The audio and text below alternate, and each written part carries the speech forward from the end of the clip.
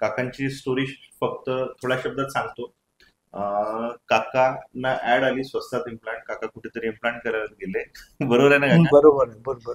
तर तिकडे काकांनी इम्प्लांट बनवले आणि दे हॅव ट्रिक, म्हणजे त्यांनी जे सांगितलं ते केलं नाही, तर त्या कंपनीचे इम्प्लांट नाही दिले. दुसरं, वरतून दाताची जी क्वालिटी आहे ती एकदम खराब बसवली. काकांना 1-2 वर्ष काकांनी पूर्ण त्रास सहन केला. तुटले ताटलेले दात फिरून माझ्याकडे जेव्हा काकाले तर एका साईडचे दात पूर्ण तुटलेले होते, एका साईडचे 3-4 दात राहिले होते. बरोबर आहे. बरोबर आहे. तर काका जेव्हा तिकडे गेले त्यांना सांगायला की माझे दात तुटले, चांगले करून द्या, तर काकांकडनं परत ट्रीटमेंटचे वापस पैसे मागितले. बरोबर आहे. हा. आणि ते इतक्या दूर क्लिनिक होतं, येणं जाणं पण काकांना पॉसिबल नव्हतं. तर काका माझ्याकडे आले तर एकदम असे स्ट्रेस होते. आणि मी जे पण काही सांगायचं विश्वासच ठेवायचा नाही. मला पेपरवर लिहून द्या, मला हे करून द्या, माझं तुम्ही काम नाही करत आहे, मला समजत नाही आहे.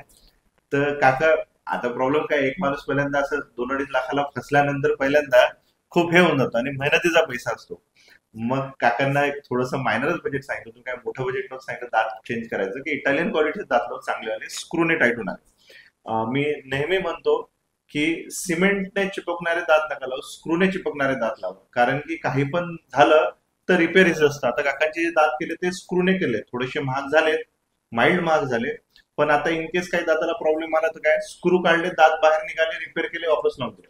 माझं स्वतःच, आमचं स्वतःच मॅनेज काकांनी बघितलंय हा हा. दात बनताना. बरोबर आहे, बरोबर. ठीक आहे. काका तर बसलेच होते तिकडे दात बनताना, काकांसमोर दात बनले. की माझे दात प्रॉपर मटेरियल मध्ये बनताय की नाही. तर जेव्हा दात आमच्याकडे बनतात, म्हणजे काही रिपेअर झाला तर आम्ही एकदम एक्झॅक्टली थोड्या वेळात रिपेअर करू शकतो, काही चार्ज नाही घेतात. त्याचा काही चार्ज आम्ही घेत नाही, काहीच घेत नाही. फुल वॉरंटेड दात असतात. तर आता काका मेसेज द्या तुम्ही, म्हणजे पेशंट जे बळी पडतात या स्वस्त ट्रीटमेंटला किंवा मग ऍडव्हर्टाइजमेंटला. माझं तर मत असं आहे, स्वस्ताच्या कामामध्ये जाऊच नका. तुम्ही 2 पैसे खर्च करा, पण चांगलं ट्रीटमेंट घ्या. डबल मागत पडत नाही. हा. डबल डबल मेहनत, डबल डबल त्रास, आणि हे त्यापेक्षा एकाच ठिकाणी जाऊन चांगल्या ठिकाणी काम करा. आणि माझ्या मते ना, कोणत्याही क्लिनिकचे रिव्ह्यूज जे असतात ना, ते तुम्हाला क्लिनिक बद्दल पूर्ण आयडिया देऊन देतात. तर कोणत्याही पेशंटने क्लिनिकला जायच्या आधी त्यांचे रिव्ह्यूज पूर्ण वाचा. त्या रिव्ह्यू मध्ये सगळं पेशंटने काय दिलं असतं, कसं दिलं असतं, ते सगळं दिलेलं असतं. त्या क्लिनिकची पूर्ण आयडिया तुम्हाला मिळून जाते. निगेटिव्ह रिव्ह्यूज पण वाचा, पॉझिटिव्ह पण वाचा. क्लिनिकला काही ना काही निगेटिव्ह रिव्ह्यू राहतील. ठीक आहे. म्हणजे मी काही 100 लोकांना सॅटिस्फाय, माझ्याकडे समजा 1000 पेशंट येतील तर एकदम 1000चे 1000 एक्झॅक्टली सॅटिस्फाय असतील असं नाही. 1000 पैकी 5 स्ट्रीट असे असतील ज्यांचं माझं पटणार नाही, ज्यांचं माझं नेचर आवडणार नाही, ज्यांना माझी ट्रीटमेंटची स्टाईल आवडणार नाही.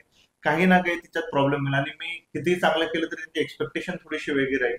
तर it is not like that की मी पण एकदम 1000चे 1000 रिव्ह्यू माझे चांगले आहेत, पण माझे 1000 पैकी नाही नाही, कमीत मी कमी तर 990 100% चांगले, 100% चांगले.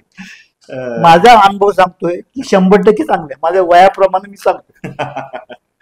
चांगलं काका. आता काकांना 6 महिने झाले, काकांचा दात लावला नाही, 6 महिने काका युज करून राहिले दाताला युज करून. नंतर काका सांगतात पूर्ण खाणं पिणं व्यवस्थित खातं हा ना. हा, आरामशीर बिलकुल. सर्व, काय त्रास होत नाही. चांगले काका. ठीक आहे. सर्व खातो मी, काय नॉनव्हेज नाही का, हा. फक्त व्हेजच मध्ये पण सर्व खातो. काकांचं आता एकदम चेहरा आणि हे पण हा, बदललं हा, असं स्टाईल. पहिले तर काका यायचे एकदम उदास यायचे, एकदम स्ट्रेस मध्ये यायचे. म्हणजे ते आता 2-2.5 लाखाचा लॉस झाल्यानंतर कोणाला असं वाटल्यानंतर की आता पूर्णच प्रॉब्लेम झाला माझा, इतकं पैसे भरून सुद्धा काय नाही. तर तेवढं या वयात हे वाटतच वाटतं. म्हणून रिटायरमेंट मनी असतो तो पण हे असतो, एक प्रॉब्लेम असतो.